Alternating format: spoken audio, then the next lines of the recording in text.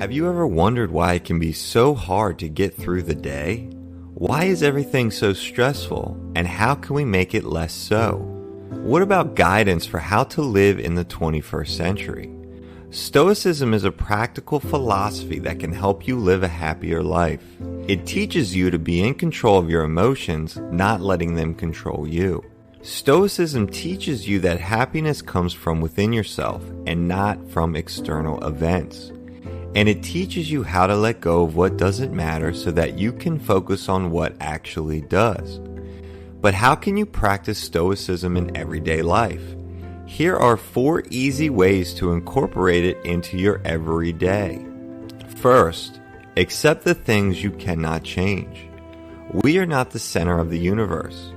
In Meditations, Marcus Aurelius frequently meditated on the immensity of the cosmos and the idea of time reaching into the past and future in order to put his own brief existence into context. Here's a quote from the great Roman Emperor Marcus Aurelius on the briefness of life. Let that determine what you do and say and think. When viewed from this cosmic perspective, our lives are nothing more than fleeting moments.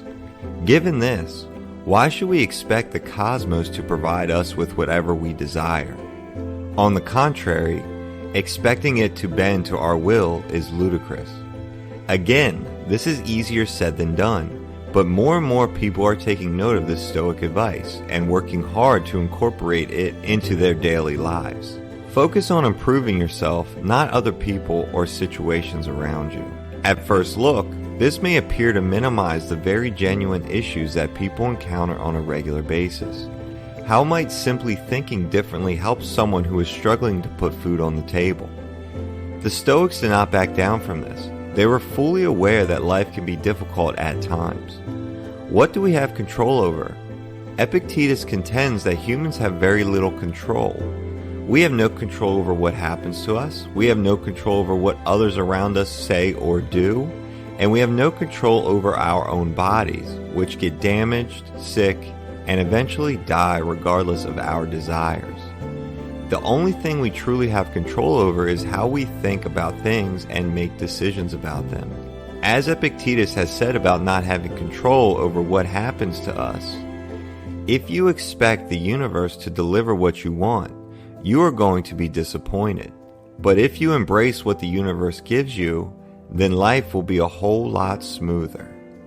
It is not things that irritate us, but how we think about those things. Things happen. We then pass judgment on what actually occurred. If we believe that something truly terrible has occurred, we may become upset, sorrowful, or angry, depending on the circumstances.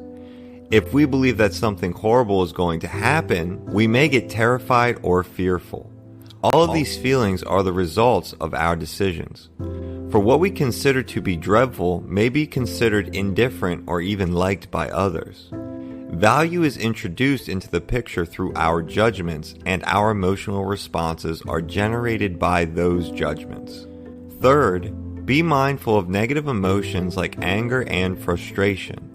And when they arise, practice breathing exercises or other calming techniques until they subside. As Seneca reminded us of fear, he who fears death will never do anything worth of a man who is alive. The great Stoic Seneca experienced exile, several personal tragedies, and was eventually forced to commit suicide by the Roman Emperor Nero.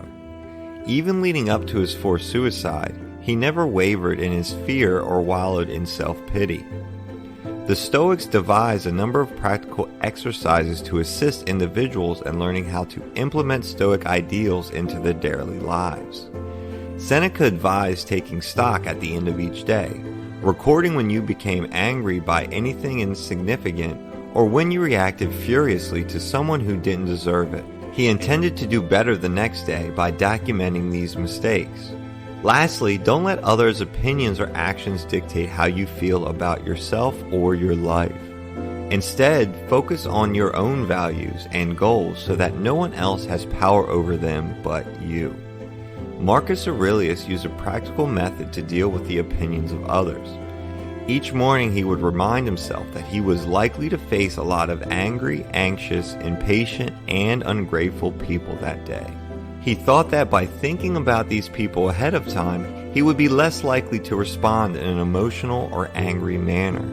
But he also took the time to consider the reality that none of these people are this way on purpose. They were all victims of their own incorrect emotions and judgments.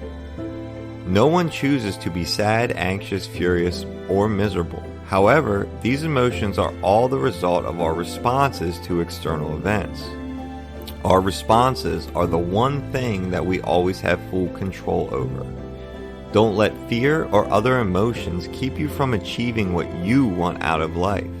If something scares us, then we should look at why it scares us and then decide if the fear is worth letting stand in our way. The good news for Stoics is that we have complete control over these value judgments. Things happen, none of which are intrinsically good or evil, and we have the ability to choose how we value them. The paradox of Stoicism is that we have essentially no control over anything while potentially having perfect control over our happiness.